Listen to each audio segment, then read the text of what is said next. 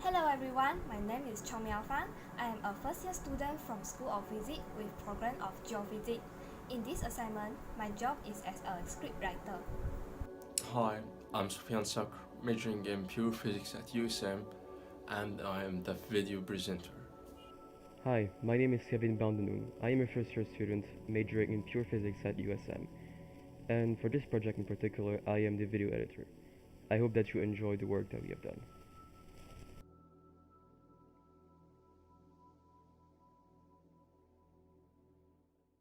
Please welcome Mr. Matter. Hi, Mr. Matter. Oh, hi. Just call me Matt. Okay, Mr. Matt. So, I hear that your wife just had a baby boy. So, congratulations. Yeah, thanks. But the baby's name was a bit weird.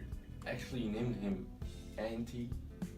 Yup, he's Anti, or the full name is Antimatter. So why did you choose this name, Mr. Weirdo? Actually, he is the reason, not me, because he has some strange behaviors. Could you explain more? Okay, but after the intro.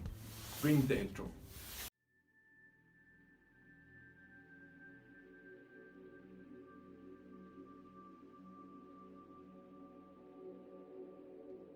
Aloha there.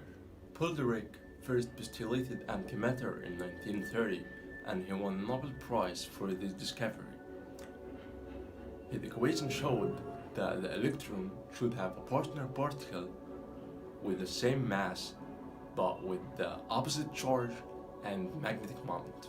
So this means that there were equal amount of matter and antimatter should have been created at the Big Bang. Though we don't see any antimatter under usual conditions, because after seconds of Big Bang, antimatter annihilated when it contact directly with excessive matter. Actually, there is a place on the Earth called Antimatter Factory at CERN that produces antimatter. First, a proton beam ejected from the PS or proton synchrotron and eventually collides with a metal block. These collisions creates some secondary particles, including antiproton. We cannot directly observe these antiprotons because they have different energies and move randomly in high-speed directions. Apart from that, most of antiprotons will disappear within nanoseconds. So we need a decelerator to slow them down, turning them to low-energy beams that can be used to produce antimatter. Antiproton Decelerator, or so-called AD, is a ring composed of bending and focusing magnets that keep the antiprotons on the same track. The ring can be said that is a giant electromagnet. An electromagnet is a type of magnet in which the magnetic field created by electric field according to Ampere's law. It usually consists of wire wound into a coil.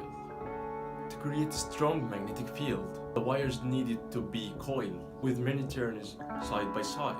Now we turn back to Antiproton Decelerator. So Antiproton Decelerator had three different devices: blue bending magnet, red focusing magnet, and radio frequency cavity. First, a blue bending magnet keeps the antiproton stay at the middle of vacuum pipe. They are typically at the corners of the ring and turn the beam by kicking it as well. The red focusing magnet adjusts the antiproton size to be smaller than the vacuum pipe's size and focuses it along the track. The spread of antiprotons' energy and the deviation from their path is reduced by a technique called stochastic cooling. Next, a strong electric field in the radio frequency cavity slows down antiprotons. We all know that when we accelerate electrons, they will deflect from the original path. So when we decelerate antiprotons, the same situation happens. When the antiprotons passing through the first grounded electrode, they experience a radial force to deflect them away from the optical axis. In the middle part, which is called drift tube, the intensity of the radial components of the field increases with the distance from the optical axis. Therefore, it can further decelerate the antiprotons.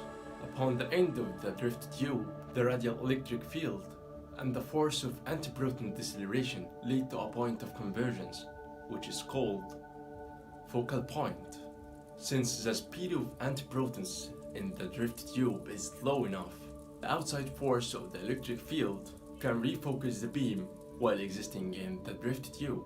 Now I'll use the term momentum in electric volts divided by the speed of light to explain antiproton deceleration. By interspersing the beam with more cooling, the antiprotons first slow down from 3.57 giga-electron-volt to 2 giga-electron-volt using a radio frequency electric field.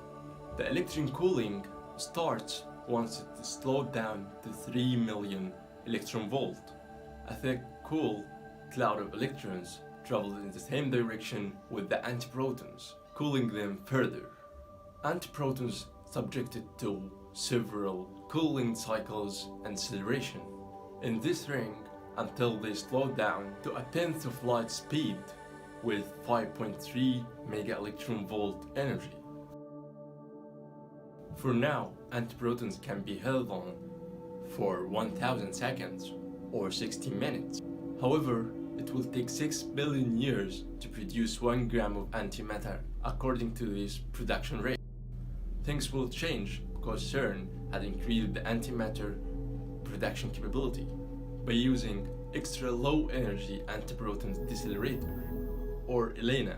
So ELENA is a new deceleration ring that, coupled with the 80, has a circumference of just 30.4 meters, but it can reduce the energy of antiprotons by 50 times to just 0.1 mega-electron-volt. You may wonder how ELENA could slow down antiprotons to such low energy. In fact, antiprotons are decelerated by magnetic ramping and more electron cooling. To capture the antimatter, we need a strong magnetic field in a complete vacuum, or else they will disappear up to 99.9%. The antiprotons produced by these two decelerators are shared between physicists at the antimatter factory in 5 experiments, which are Aegis, Alpha, Asakusa, Base, and G-bar. Currently, the antiprotons produced in ELENA will be used in G-bar. So now, physicists are trying to figure out the differences between antimatter and regular matter. Like, imagine what will happen when you drop antimatter. Will it go down like regular matter or the opposite direction? And so many questions like this. Speaking about the advantages of the antiproton decelerator, AD significantly contributed to understand the antimatter and its behaviors to understand our universe well.